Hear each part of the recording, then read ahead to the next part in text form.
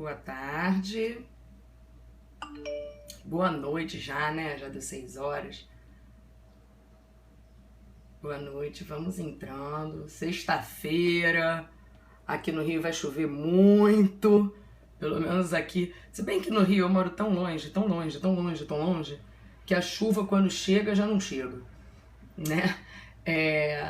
Na verdade, a gente aqui tá. Passei um aperto essa semana, minha gente, que vocês não conseguem imaginar o aperto que eu passei.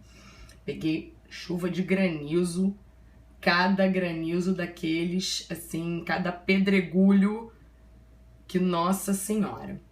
Bom, primeiro eu queria agradecer pela oportunidade, queria agradecer ao Dalmo do Saber Mais Direito, pela oportunidade de estar aqui com vocês. João Pessoa não tem horário de verão, mas a gente daqui a pouco ganha 1 hora de sono. A gente vai trocar o horário de sábado para domingo, né? Bora estudar. Queria agradecer ao Dalmo pela oportunidade, o Dalmo de Saber Mais Direito. Queria agradecer ao Pedro Barreto, o PB, né? A Dani. Queria agradecer a Lu, do Portal F3, professor Renato Porto, tudo bem com você?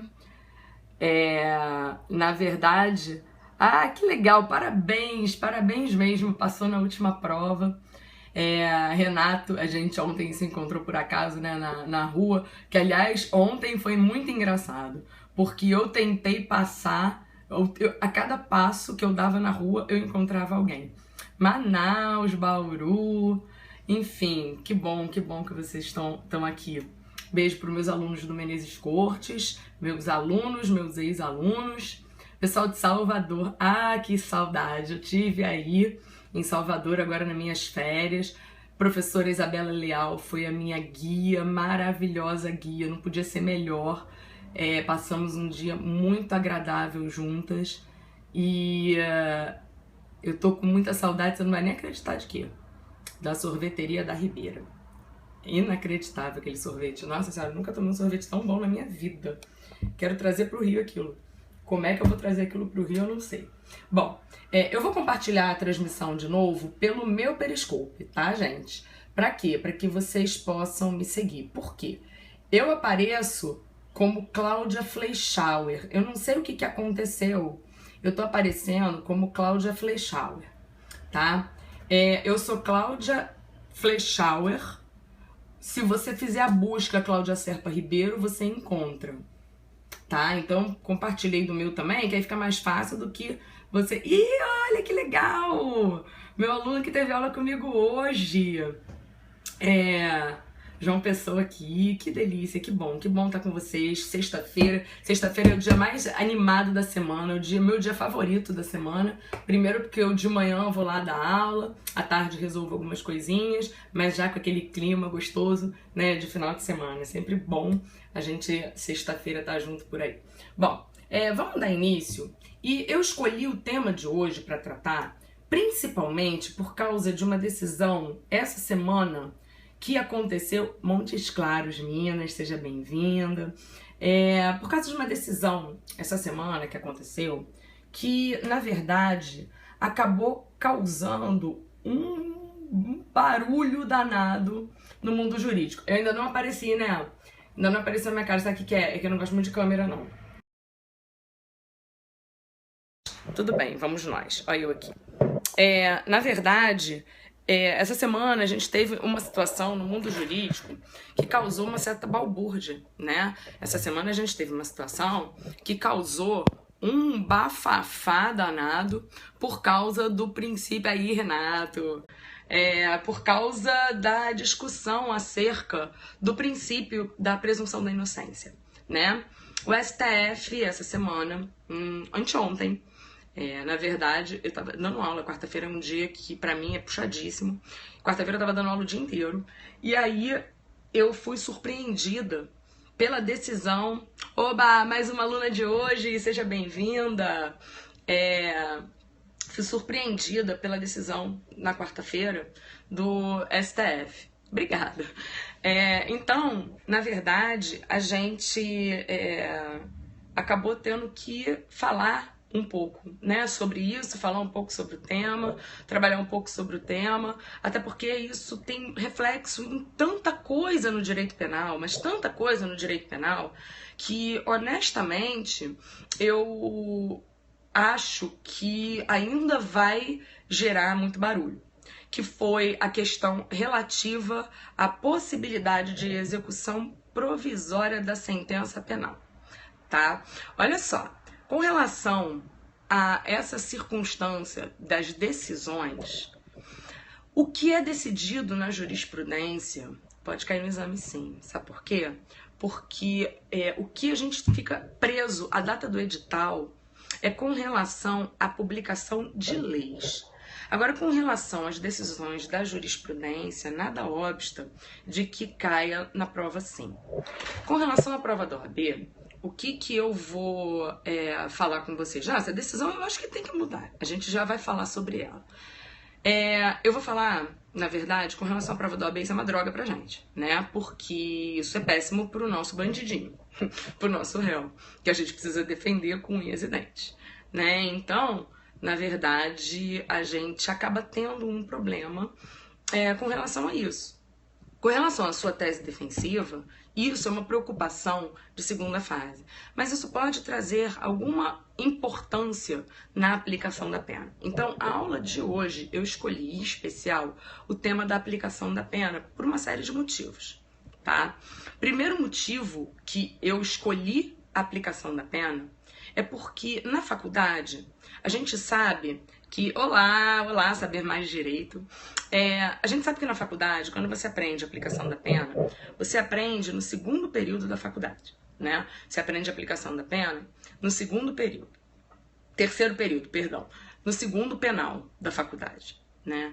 Então, quando você aprende no segundo penal da faculdade, você tem um problema de imaturidade jurídica muito grande, né? Então, você tem muita dificuldade a trabalhar justamente com essa questão da aplicação da pena. Você precisa de alguns conceitos que na faculdade você ainda não trabalhou. Então, você cria um problema com isso, né? Entender. Claro que na OAB, o examinador sabe que isso cai muito. Toda prova tem alguma coisinha de aplicação de pena. Então, quem fizer um levantamento das últimas provas, quem fizer um levantamento do último exame de ordem, você vai poder perceber que a gente tem uma situação em que sempre tem questão relativa à aplicação de pena. O examinador sabe que não é fácil, o examinador sabe que é cheio de detalhe, então ele vai perguntar para você.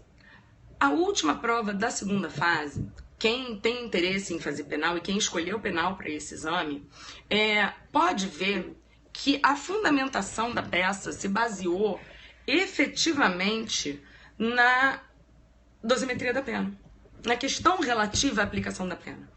Então, é importante que você tenha conhecimento disso. Na última questão de múltipla escolha, caiu também algo relativo à aplicação da pena. Minha xará! Olha só, gente, vamos interromper, porque agora é um momento muito importante. A gente está aqui com a professora Cláudia Molinaro, a grande fera do direito administrativo. Aí, ó, ela tá falando aí com vocês. Podem seguir a minha xará querida, que Claudinha tem muita coisa em comum comigo, muito engraçado isso. A começar que a filha dela foi minha aluna, né?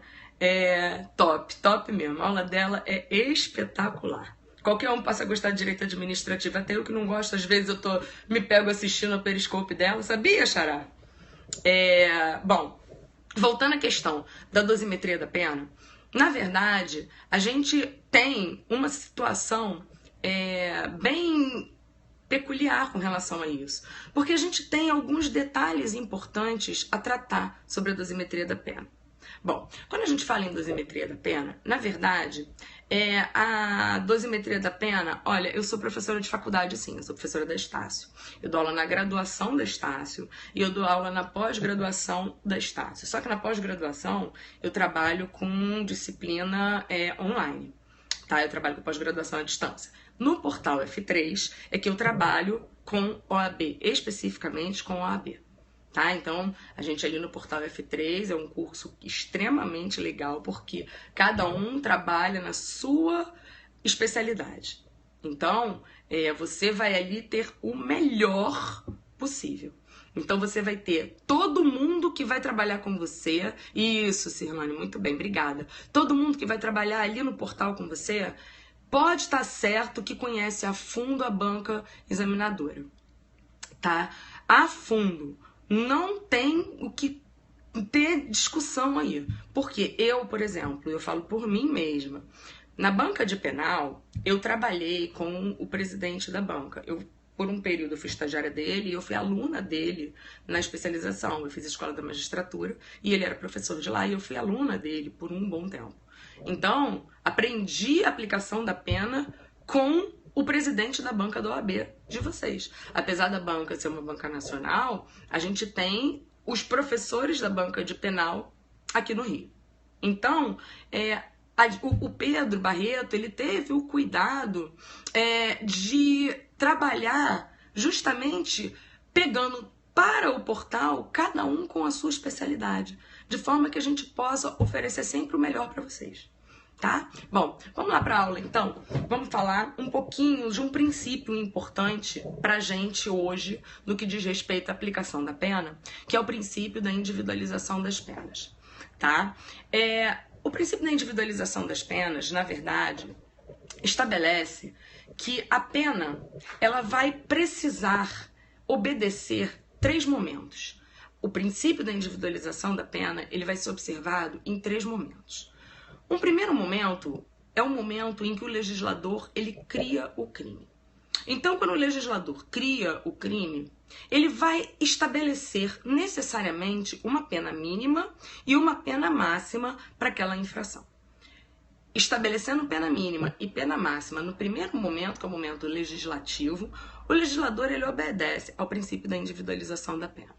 O segundo momento da individualização da pena diz respeito a momento judicial. Ou seja, o juiz, na hora de aplicar a pena, o que ele vai fazer? O juiz ele precisa obedecer a um critério trifásico, previsto no artigo 68 do Código Penal. Então, quando você fala em princípio da individualização da pena, o princípio da individualização da pena, na fase judicial, no momento judicial, pressupõe a necessidade de que a pena criminal ela seja aplicada observando o critério trifásico. Esse critério trifásico está previsto no artigo 68 do Código Penal. Tá? A gente vai ter também uma outra hipótese da individualização da pena que diz respeito à circunstância da execução da pena. Ou seja, no momento da execução da pena, eu tenho que observar que cada um ele vai ter, de acordo com o seu merecimento, e não só um critério objetivo, a possibilidade de progressão de um regime mais rigoroso para um menos rigoroso. Então, quando a gente fala de individualização da pena, a gente tem que se lembrar que a individualização ela se dá em 3 momentos. Acontece no primeiro momento, que é o momento legislativo. Acontece num segundo momento, que é o momento judicial. E um terceiro momento, que é o momento da execução da pena. Hoje, a gente vai especificamente trabalhar com o momento judicial, que é o momento em que o juiz ele tem que obedecer ao critério trifásico previsto no artigo 68 do Código Penal. Bom, eu vou colocar...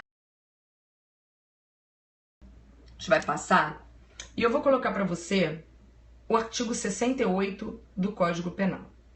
E veja bem, o que está em outra cor o ideal é você, no seu código, sublinhar, tá? Então, olha lá. Artigo 68 do Código Penal diz assim: a pena base será fixada atendendo-se ao critério do artigo 59 desse Código. Em seguida, serão consideradas as circunstâncias agravantes e atenuantes. Por último, as causas de diminuição e aumento. Para quem vai fazer segunda fase e para quem não vai fazer a segunda fase também, eu acho que a dica fica boa. O que você vai fazer? Vamos fazer umas escolas lícitas para quem vai fazer a segunda fase de penal e vamos fazer umas remissões aí para quem está estudando para a primeira fase. Olha lá, a pena base será fixada atendendo-se ao critério do artigo 59. Você vai sublinhar artigo 59 e botar número 1. Em seguida, serão consideradas circunstâncias atenuantes. Você vai puxar uma setinha para atenuantes para o artigo 65 e 66. Porque as circunstâncias atenuantes, elas se encontram nos artigos 65 e 66. E agravantes, artigo 61 e 62. Então, você vai colocar uma setinha em agravantes e vai colocar artigo 61 e 62. Por último, as causas de diminuição e aumento. Então, eu tenho aí a terceira fase, causas de diminuição e aumento de pena. Bom, em se tratando de dosimetria da pena, a gente tem que tomar que é não ocorrência de bis in idem. Então, quando a gente fala da dosimetria da pena, quando a gente está no âmbito da dosimetria da pena, a gente precisa ter muita cautela para não fazer um bis in idem. O que é um bis in idem? Um bis in idem é você levar em consideração a mesma causa mais de uma vez. Então, quando você está no âmbito da aplicação da pena, você não pode levar em consideração a mesma causa mais de uma vez. E qual é a dificuldade que você encontra na aplicação da pena? A dificuldade que você encontra é que muitas vezes aquela causa, ela aparece como uma elementar do crime, ela aparece nas circunstâncias da primeira fase, aparece como uma agravante ou atenuante e na terceira fase. E aí, quando isso acontecer, como é que eu vou fazer? Então, na verdade, eu pego um pouco da minha experiência em vara criminal, porque eu trabalhei um tempo fazendo estágio em vara criminal quando eu era da escola da magistratura. E lá na Emerge, a gente tem um estágio obrigatório, e obviamente eu escolhi o estágio na vara criminal. Nesse estágio obrigatório, o que acontecia? Eu fazia sentença, muita sentença, muita sentença. Então, você aprende na marra, né? Então, eu aprendi na marra a fazer a aplicação da pena. Bom, na verdade, o que aconteceu? Você tem que ter o primeiro cuidado. Ou seja, você vai...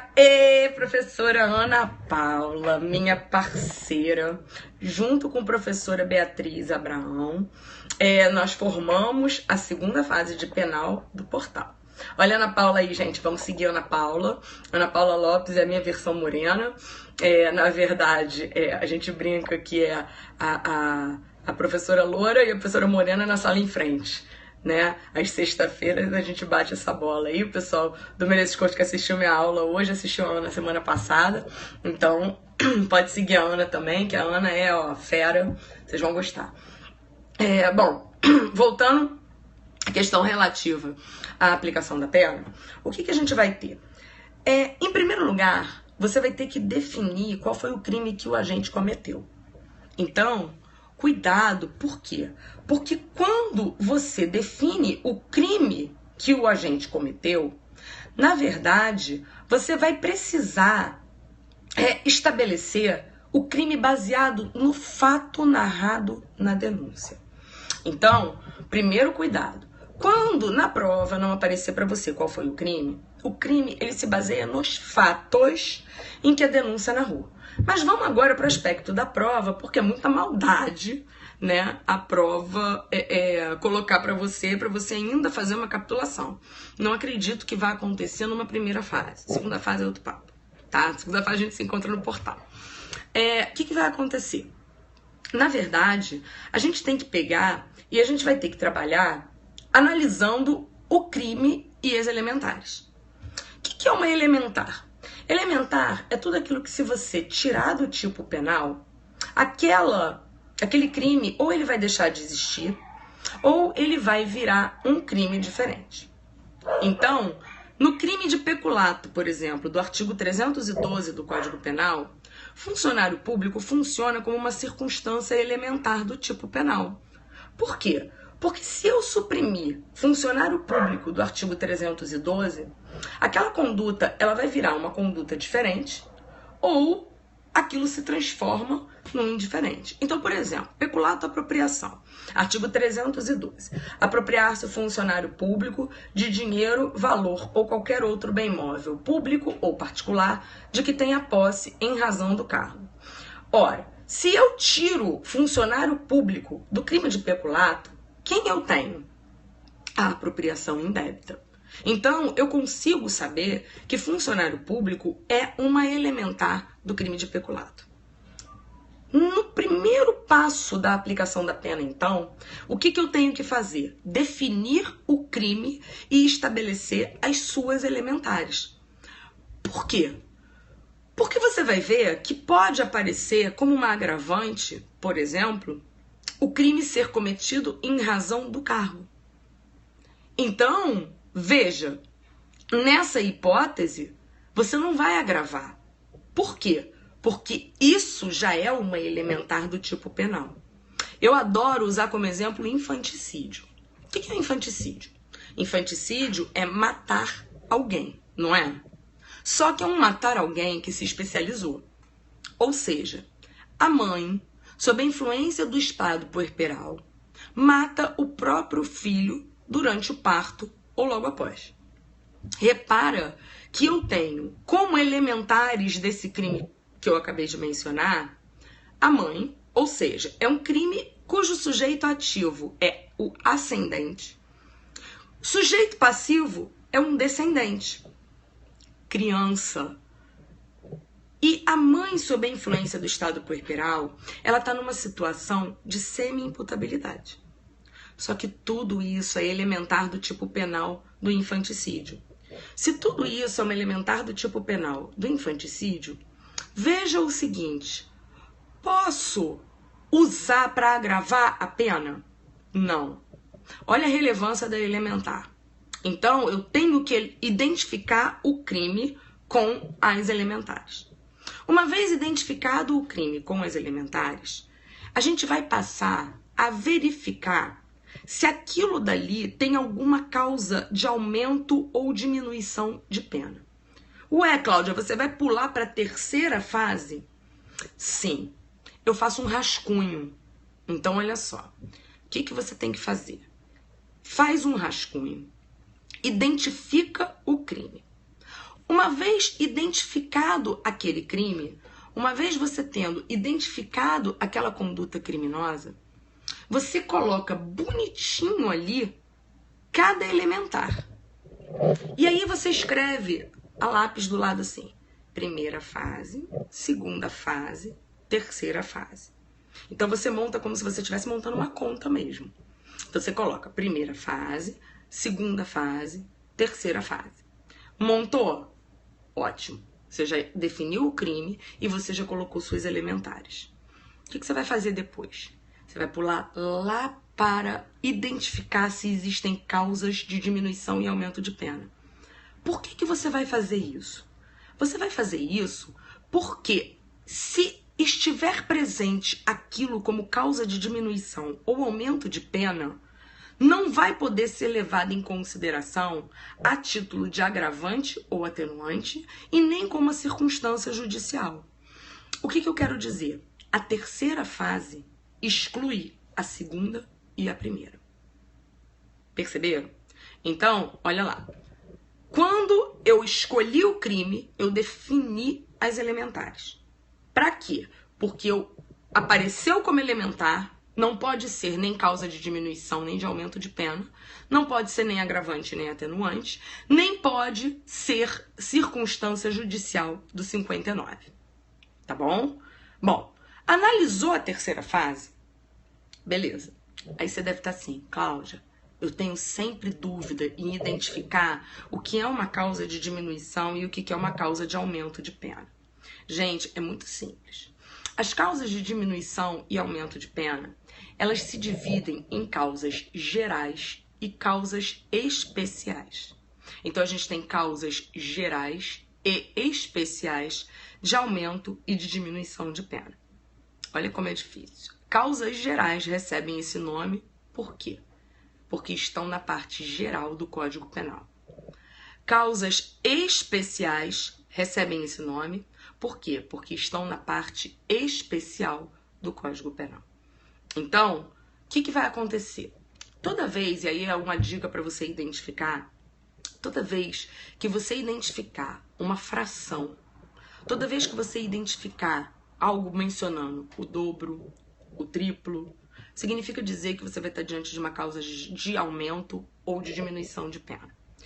Veja, se for da parte geral, a causa é geral. Se for da parte especial, a causa é especial. Veja, exemplo, tentativa. A tentativa está prevista no artigo 14.2 e a pena da tentativa está no 14, parágrafo único.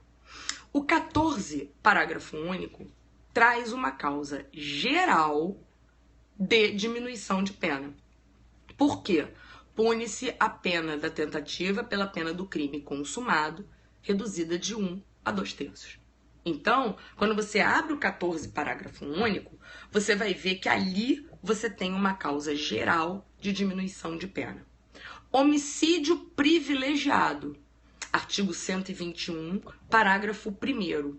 O homicídio privilegiado traz para você uma causa especial de diminuição de pena. Por quê? Especial porque está lá na parte especial do Código Penal e tem essa fração que vai diminuir a pena.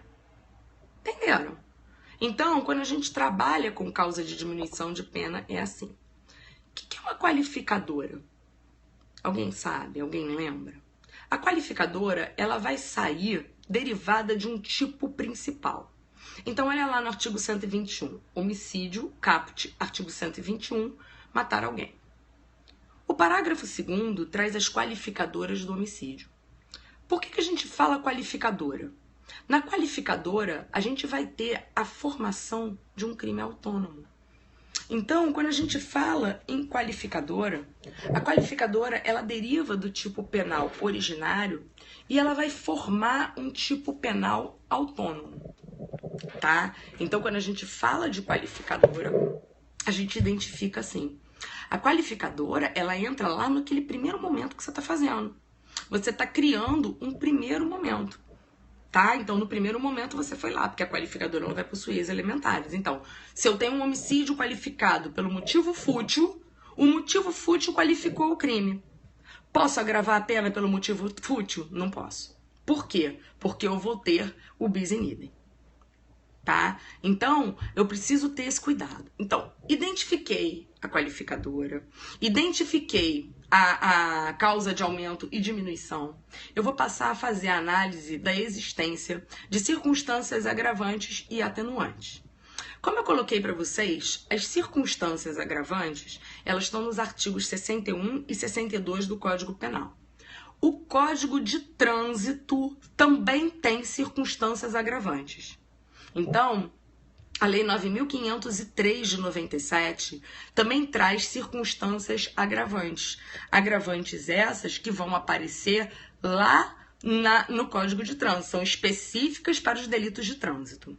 Tá? Então, a gente tem circunstâncias agravantes no Código Penal via de regra. Agora, se eu estiver diante de delitos de trânsito, eu vou trabalhar com as agravantes do delito de trânsito. Tudo bem? Bom, analisei a existência de agravantes 61, 62 ou atenuantes 65, 66. Uma vez analisada a presença de agravantes e atenuantes, veja, ela não pode se repetir se eu estiver lá na causa de diminuição ou aumento de pena. Identifiquei as agravantes e atenuantes, eu passo a fazer uma análise nas circunstâncias judiciais. As circunstâncias judiciais, elas estão previstas no artigo 59, que é a minha fixação da pena base. percebam o que eu fiz. Eu tô no meu rascunho. Pra quê? Pra evitar o bis in idem. Por quê? Porque se eu faço isso direto, reconhecendo na ordem que o código me determina reconhecer, eu corro o risco de fazer bis in idem. Hoje, eu já não faço mais, porque eu já bato o olho, eu já sei que aquilo dali é uma causa de aumento ou diminuição de pena, eu já sei que aquilo dali qualificou o crime. Mas você que está começando, você que está fazendo agora, você que ainda não treinou muito, realmente você cria uma dificuldade.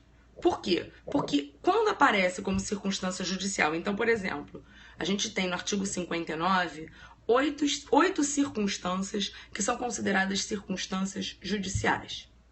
Quem são? O artigo 59, ele diz: o juiz deve atender. Deixa eu virar o slide aqui. Visualizar melhor.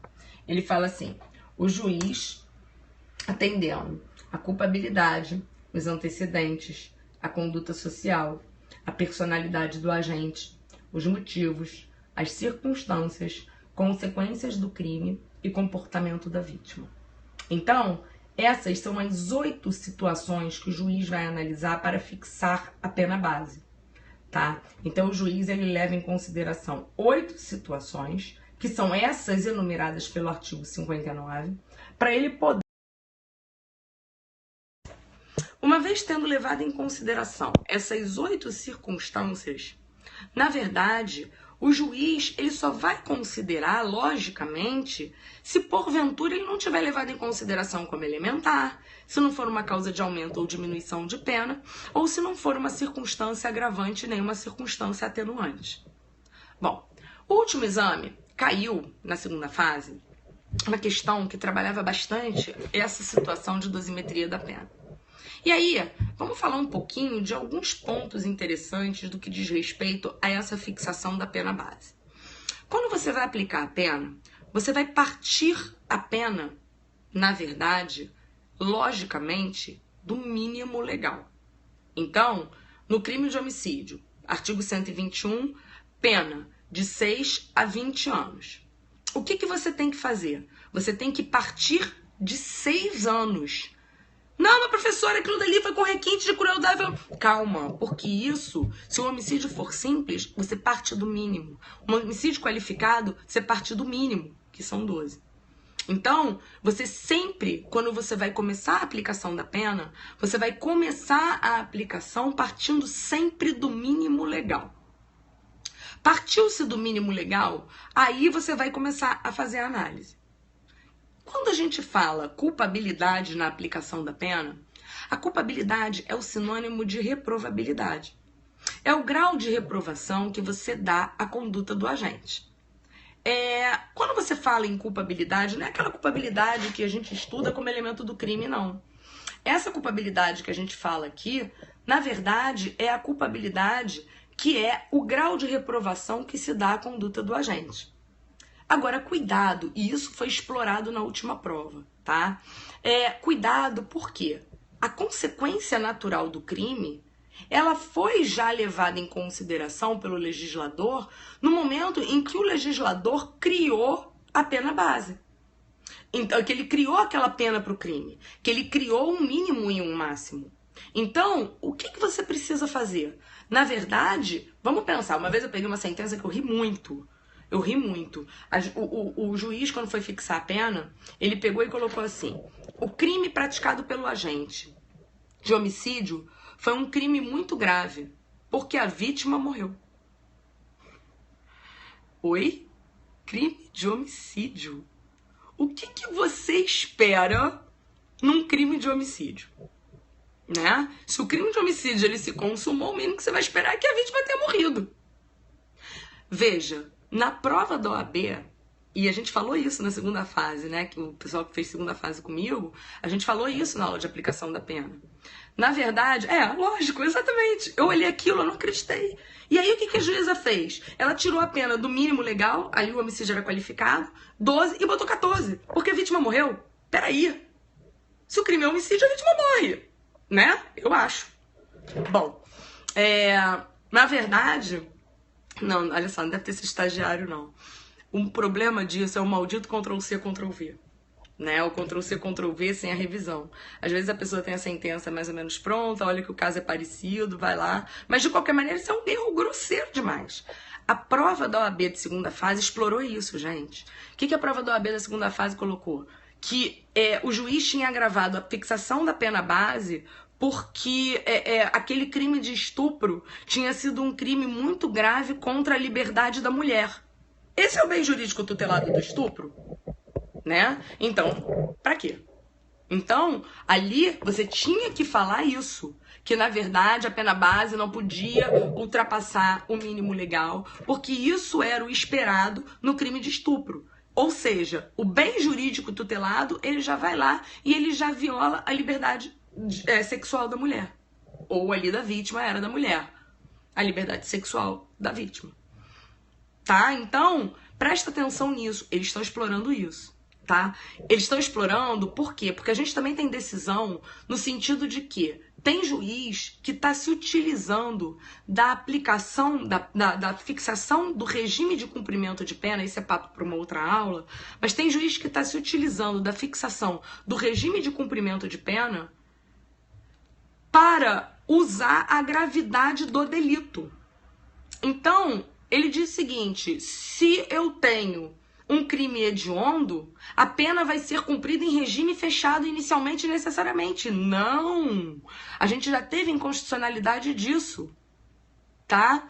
Então, na verdade, o que você tem que ver? Você tem que olhar com relação à aplicação daquela pena, quando você aplicou a pena e terminou, o que você deve fazer? Simples, minha gente, olhar o 33, parágrafo 2º. Tá? E aí ele vai te dizer qual é o regime de cumprimento de pena de acordo com a pena concretamente aplicada. Então, se o cara teve uma pena de 6 anos, ele vai ter o início do cumprimento da pena em semiaberto. A não ser que o juiz tenha algo muito importante para fundamentar que joga o cara no regime fechado. Mas 6 anos é aberto, é semiaberto. Perceberam? Isso daí é papo para uma outra aula, tá? Vamos voltar. Questão da aplicação da pena. E aí, a gente vai falar aqui justamente da questão relativa ao antecedente. Em 2009, o STF, então presta atenção, 2009, o STF e o STJ editaram uma série de súmulas. E lá no STJ, dentre elas, a súmula 444, que diz o seguinte: eu tenho que obedecer ao princípio da presunção da inocência. O que é o princípio da presunção da inocência? Ninguém será considerado culpado até o trânsito em julgado da sentença condenatória. O que é trânsito em julgado da sentença condenatória? A impossibilidade de interposição de recursos. Então, quando eu falo em trânsito em julgado da sentença condenatória, significa dizer que aquele recurso, ele não mais é cabível ou ele não mais, o cara perdeu o prazo. Tá? Então, olha lá, súmula 444. É vedada a utilização de inquéritos policiais em curso. O que isso está fazendo? Obedecendo ao princípio da presunção da inocência. Ou seja, eu tenho que ter uma sentença condenatória transitada em julgado. Para quê? Para que eu possa entender que esse cara tem maus antecedentes. Só que então estabeleceu-se que o conceito de maus antecedentes seria, e aí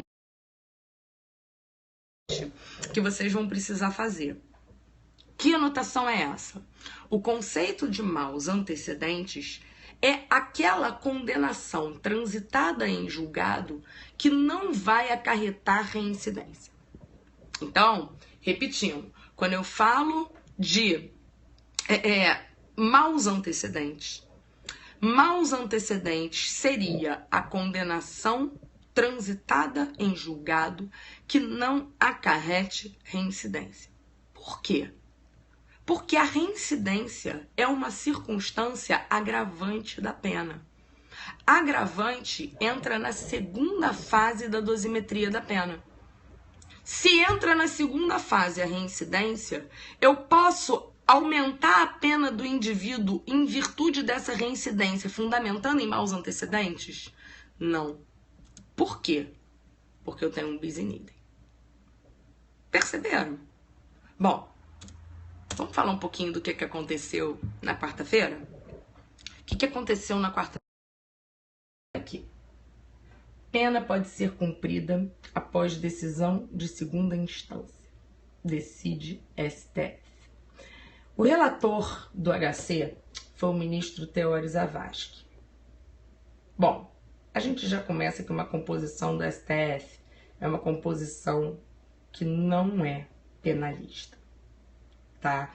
Então, quero deixar muito claro aqui para vocês o seguinte: todo mundo sabe que os ministros do STF são escolhidos, tá?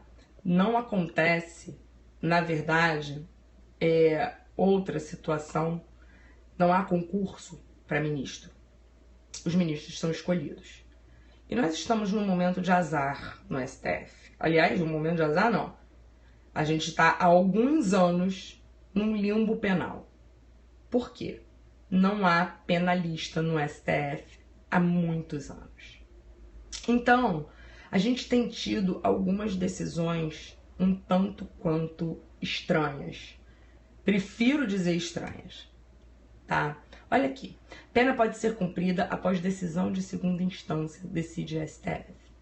Até que seja prolatada a sentença penal confirmada em segundo grau, deve-se presumir a inocência.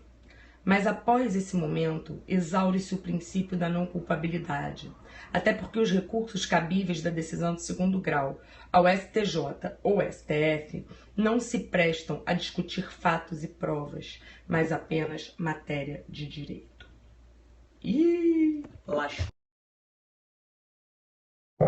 Na verdade, quando a gente está diante de uma situação como essa que foi decidida agora, a gente tem um problema que o STF rasgou a Constituição, na minha opinião. Por quê? Vamos entender, e eu brinco que isso daí, na verdade, é um direito penal da conveniência e oportunidade. O que aconteceu? Em 2009, o STF entendeu, em uma repercussão geral da vida aí, que não era possível você reconhecer a execução provisória de uma pena criminal por obedecer ao princípio da presunção da inocência. Então, você só poderia ter execução penal se essa execução da pena fosse considerada uma execução definitiva. Tá? Então, eu precisaria, de fato, para executar uma pena criminal, do trânsito em julgado da sentença condenatória. Quando o STF decidiu isso, o que aconteceu? Claro que a defesa pegou e falou assim, bom, eu vou evitar a minha prisão. Eu vou evitar a execução definitiva dessa pena. E o que eu vou fazer? Eu vou sair recorrendo. Eu vou sair recorrendo. E é claro que vai se atochar de recurso e eles não vão conseguir decidir isso em tempo hábil. E com isso, o que vai acontecer?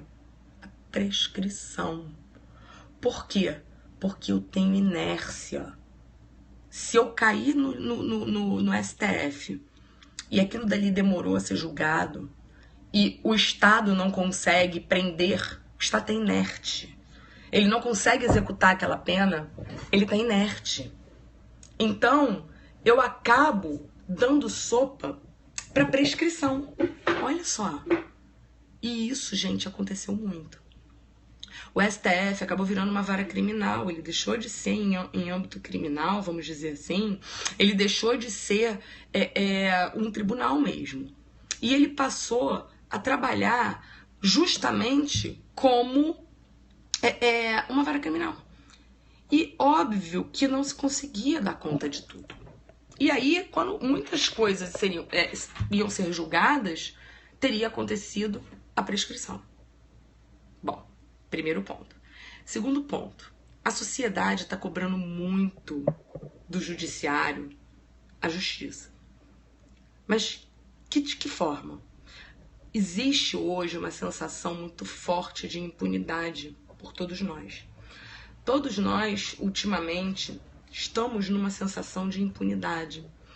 A gente tem uma sensação de que tudo acaba em pizza, tudo acaba... você tem uma descrença muito grande no judiciário hoje.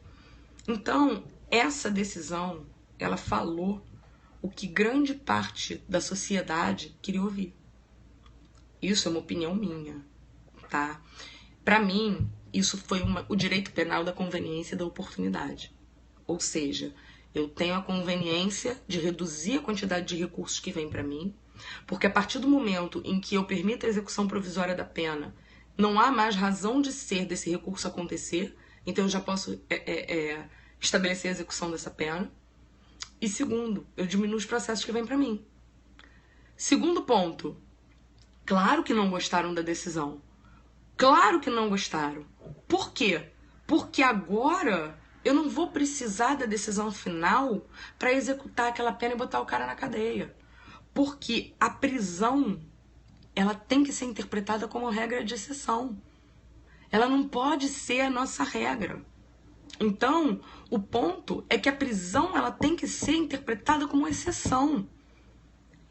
O fato dela ser uma exceção, eu não posso sair prendendo a torta e a direito.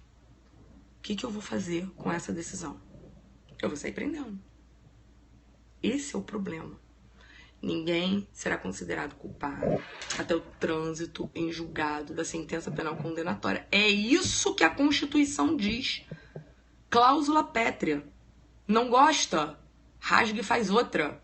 E ainda assim, a gente sabe que existem alguns que sustentam que nem normas, nenhuma nova Constituição é capaz de estabelecer, de suprimir essa situação. Olha só. Então, a gente tem um problema que hoje a gente tem o grande guardião da Constituição jogando contra a Constituição. Putz, que problema, né? Bom, falado isso, não, os políticos corruptos não gostaram. Claro que eles não gostaram. Só que o STF tá jogando pra plateia. Que plateia? A sociedade. Esse é o ponto. Tá? Por quê? O pobre, ele acaba preso já. O problema é esse. O pobre, muitas vezes, ele é preso em flagrante e ele continua preso em flagrante. Pô, mas aquilo dali não justificava uma preventiva. Ele continua preso. Continua. Só que o rico consegue sair. O cara que paga um bom advogado consegue sair.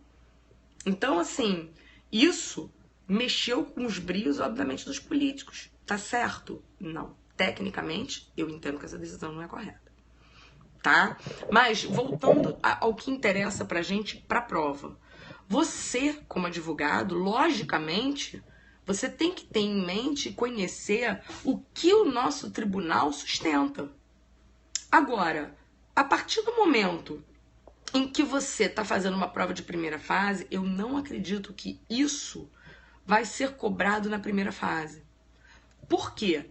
Porque na primeira fase, você não tem um campo de discussão. Você não tem como estabelecer as correntes e defender ninguém. A não ser que ele pergunte, segundo o recente julgado do STF, quando é possível a execução provisória, e isso aparece numa assertiva para você. É possível, segundo o recente julgado em HC, que foi julgado em repercussão geral, é cabível a execução provisória do acórdão condenatório proferido em segunda instância. Tá? Bom, voltando à questão relativa à aplicação da pena. O que a gente... Circunstâncias agravantes e atenuantes estão na segunda fase da aplicação da pena. Circunstâncias agravantes, como eu falei, artigo 61 e artigo 62. Circunstância atenuante, 65, 66. A súmula 231 do STJ estabelece que a incidência de atenuante não pode conduzir à redução da pena abaixo do mínimo legal. Presta atenção no seguinte, eu não posso ter nem na segunda fase, nem abaixo do mínimo e nem acima do máximo. Então, tanto na primeira fase quanto na segunda fase, Não pode a pena ficar nem abaixo da pena mínima, nem acima da pena máxima. Se eu estiver diante de uma causa de diminuição e aumento de pena, pode? Pode. Por quê? Porque a fração é pré-definida pelo legislador. Então pode. Agora, quando eu estiver diante de uma circunstância agravante ou uma circunstância atenuante, não posso. Por quê? Porque quem vai definir o quantum que vai aumentar ou diminuir a pena é o juiz. Ele vai fazer de acordo com princípios da proporcionalidade. Então ele não pode aumentar a pena e transformar aquilo numa qualificadora. Eles normalmente colocam 6 meses, 8 meses, mas não tem nada na lei determinando quanto de pena eles vão ter que botar. Já repararam? Ou seja, é a critério do juiz. Então tem juiz bonzinho que bota 2 meses, tem juiz malzinho que bota 8 meses, 10 meses, 1 ano, tem juiz que quer botar a conta para ficar redonda. Então, assim, na verdade, a gente acaba tendo algo da discricionariedade, por isso que tem que ser respeitado o mínimo e o máximo, tanto na primeira quanto na segunda fase. Agora, na terceira fase, pode sim a pena ficar abaixo do mínimo e acima do máximo. Bom, eu fiz com vocês hoje, na verdade, um apanhado com relação à aplicação da pena. A gente tem, logicamente, essa aula de uma forma muito aprofundada, da qual a gente vai lá e esmiuça as circunstâncias, a gente faz toda a análise das agravantes, das atenuantes e as súmulas que envolvem isso. A gente, na aula, a gente faz isso. Então, para deixar vocês curtirem, né, o restinho de sexta-feira, quem ainda vai assistir a aula, não vou atrapalhar mais a aula de vocês, quem tá saindo do trabalho para não pegar chuvarada aqui no Rio, o tempo tá muito esquisito, né, para não pegar chuvarada, para não pegar muito trânsito, para curtir a sexta-feira, para curtir o final de semana, lembrando sempre de manter o hábito de estudar. Tá? Então, é importante criar a rotina de estudo. Extremamente importante. Tá? Então, veja, o que a gente tem que fazer cria uma rotina de estudo. Hoje, você que estava aqui, que estava assistindo ao vivo, sentiu dúvida, volta e reassiste a aula. Coloquei para vocês os meus contatos. Podem me adicionar no Instagram, podem me seguir no meu Periscope, vou colocar já de novo para vocês. Podem me seguir no meu Periscope também, podem me adicionar no Instagram, porque no Instagram do portal a gente sempre está trabalhando com vocês, fazendo a divulgação de vários eventos nossos, eventos gratuitos, eventos beneficentes, eventos em que a gente cobra um valor muito pequeno. Então, na verdade, a gente está ali também para ajudar no seu sucesso. Tá? Então, eu fico muito feliz quando essa semana meus alunos, né, queridos, que foram meus alunos na faculdade, fizeram comigo penal 1, penal 2, penal 3, penal 4, coitados, fizeram penal 1, 2, 3, 4 e foram comigo na segunda fase do portal. E olha que legal, gente, foram aprovados. Então, a gente teve um índice excelente de aprovação na segunda fase, excelente. E a gente teve ali esse pessoal com a carteira no 9º período da faculdade. Olha que beleza, olha que tranquilidade. Então, criem realmente esse hábito, vamos estudar porque compensa. O resultado é extremamente gostoso. Tá? Ai, que legal, Teresina, sabe que eu não conheço? Tá em um lugar que eu tinha muita vontade de conhecer. Na vontade, tem alguns lugares que eu não conheço e eu, sinceramente, gostaria de conhecer no Brasil. Né? Teresina é um dos lugares. São Luís é outro lugar também que eu gostaria muito de conhecer. Né? Se Deus quiser um dia, bobear até a gente dar uma aula, assim, né, num local desse. Bom, pra quem gosta, eu tenho muita vontade de ir a São Luís. João Pessoa eu conheço, gostei. Manaus eu também não conheço não, Manaus eu tinha vontade de conhecer. Na verdade tem Vitória eu conheço, na verdade, sabe onde eu adoro no Espírito Santo? Eu adoro Guriri. São Mateus, meu padrinho era de São Mateus. E eu fui muito pra Guriri, muito nas minhas férias pra Guriri de carro. A gente fazia um passeio muito lindo. Fazia pra Guarapari, aí depois a gente ia pra Vitória e a gente foi a Alagoas, eu conheço. E a gente ia pra Guriri. A praia de lá é muito gostosa, uma aguinha boa. Enfim, muito feliz pela oportunidade. Guarujá, o litoral de São Paulo é muito lindo, né? Convenhamos que região serrana de onde? Do Rio? Região serrana do Rio, conheço, minha família é da região serrana. Região serrana do Rio que você tá falando? Minha família é de lá, minha família é de Cordeiro. Conheço muito a região serrana do Rio, muito. Na verdade, eu gostaria que vocês seguissem o meu, queria que vocês seguissem o Periscope da Ana Paula Lopes, é AP Lopes 4, acho, e da Beatriz Abraão, que é Bia Abraão. Nós três formamos a equipe de penal do portal que trabalha especificamente exame de ordem com vocês. Fiquem atentos às promoções, fiquem atentos a sorteios de bolsas, fiquem atentos às promoções que a gente libera no site. Nós estamos liberando um intensivão. Ô Bia, você tá aí, bem quietinha, só aí ouvindo a aula, né? Foi muito boa, né, nossa segunda fase, né? Olha aí, ó, a Bia aí pra vocês seguirem. Na verdade, a gente trabalha, foi maravilhosa, deu tudo certo de novo, né? Na verdade, a gente, na segunda fase, a gente vai trabalhar com repescagem e a gente está com um produto de intensivo aí, tanto online quanto presencial, para a primeira fase da OAB. Então a gente está lançando repescagem e a gente está já lançou, na verdade, o intensivo para essa prova da OAB que vai acontecer agora. Bom, espero encontrar vocês mais vezes, em mais aulas, e espero encontrar vocês também com a vermelhinha na mão, né? Se Deus quiser, com um sucesso aí garantido. Obrigada por estarem aqui em plena sexta-feira, nessa hora. Beijo grande.